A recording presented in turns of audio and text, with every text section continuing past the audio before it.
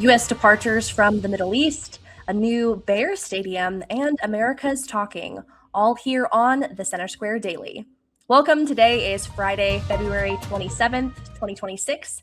I'm your host, Esther Wickham, again standing in for Greg Bishop. Looking over across the pond to our international sector, the U.S. Departures from the Middle East could indicate Iran strikes may be imminent. The U.S. State Department is urging non essential government employees and their families to leave Israel, signaling that American military action against Iran could be imminent. The U.S. Embassy in Jerusalem this morning advised Americans to consider leaving while commercial flights are still available. This authorized departure order was issued this morning, citing safety concerns. This alert reports the U.S. personnel are also being evacuated from Iraq.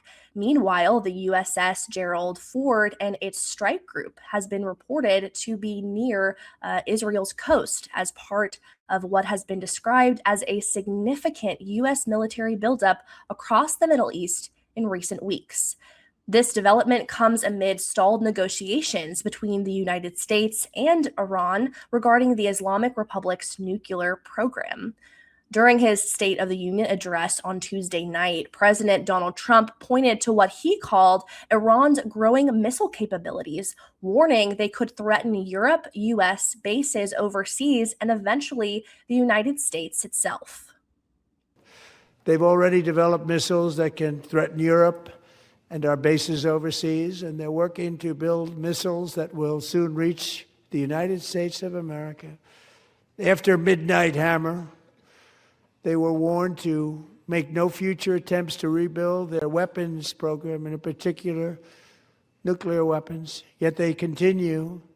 They're starting it all over. We wiped it out, and they want to start all over again, and are at this moment again pursuing their sinister ambitions. President Trump emphasized that he wants to reiterate a diplomatic solution, but he stands clear that he does not want to allow Iran, what he calls the world's leading sponsor of terror, to obtain a nuclear weapon. For more issues on this developing at thecentersquare.com, you can follow the story as it is developing. Next, let's go over to talk about in the country, the Bears' new stadium. The Chicago Bears are seeking major taxpayer support from both Illinois and Indiana for a new stadium and surrounding development. The Center Square's reporter, John Styf, is here to tell us a little bit more about it. John, how's it going today? It's going great. Thanks for having me. Great. Well, first, kind of starting off, I'd love you to walk us through exactly what's been happening and what this means, for Illinois and Indiana residents. So it's clear at this point that the Chicago Bears are going to move out of proper Chicago, and they're either going to move to Hammond, Indiana, or Arlington Heights, Illinois.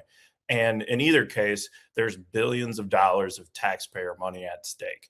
In Arlington Heights, the project would be Bears-owned property at a former race course, and the Bears would be spending at least $2 billion, maybe $3 billion on building a stadium, and then they would build a development around it, and they're looking for property tax breaks related to that.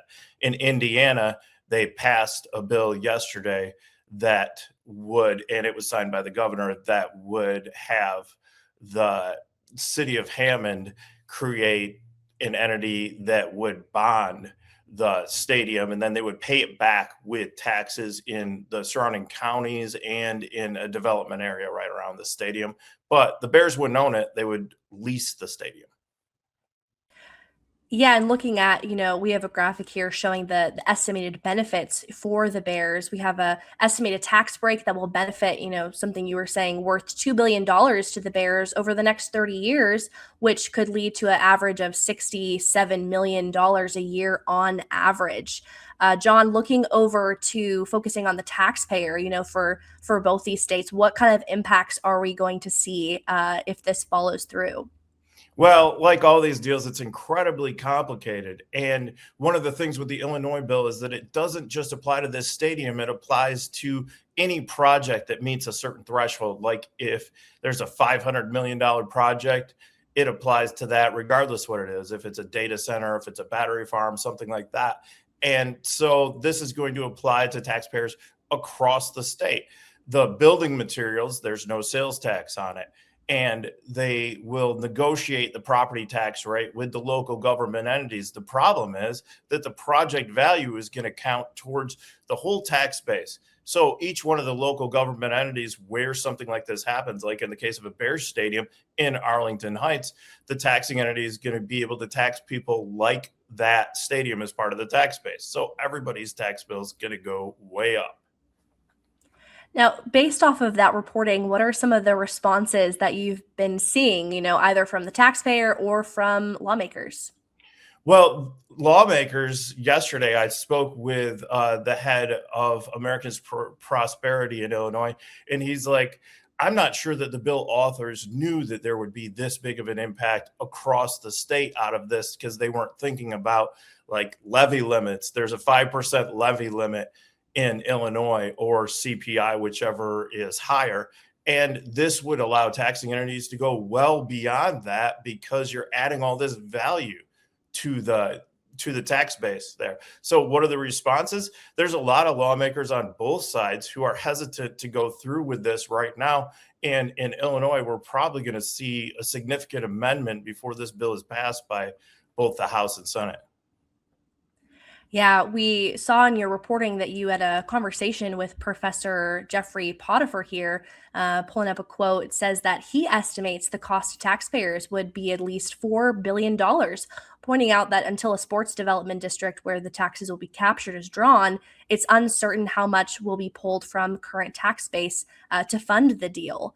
So looking at that, what do you think is going to happen, going forward? Well, that's related to the Indiana deal. And the weird part about the Indiana deal is, in a lot of these, is that you create this tax capture to bring in all the taxes from an area.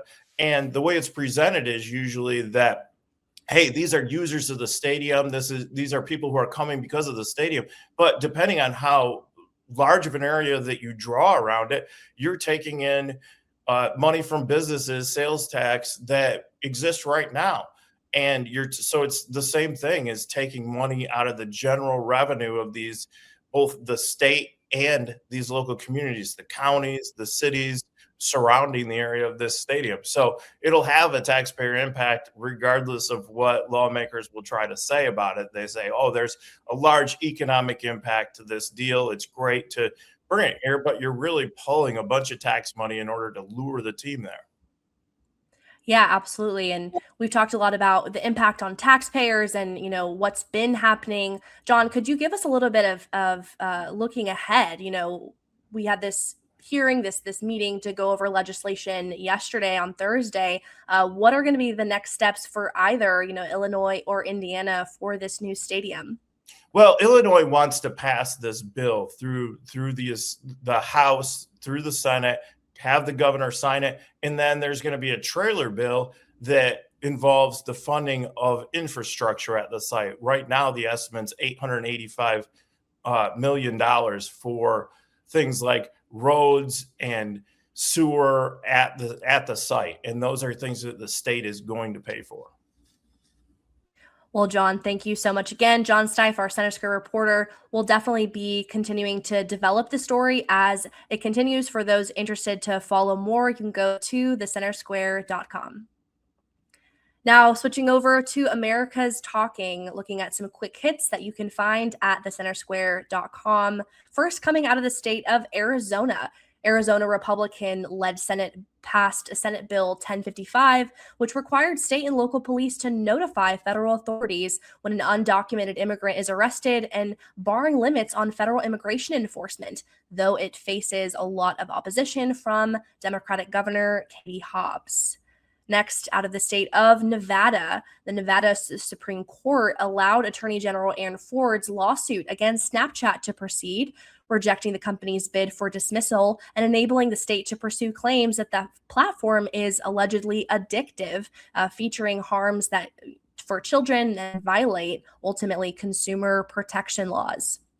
Next, out of the state of Georgia, the Department of Homeland Security said it is no longer considering an ICE detention facility in Tennessee amid local opposition, and it's proceeding to plan to open 2 facilities in Georgia despite community pushback.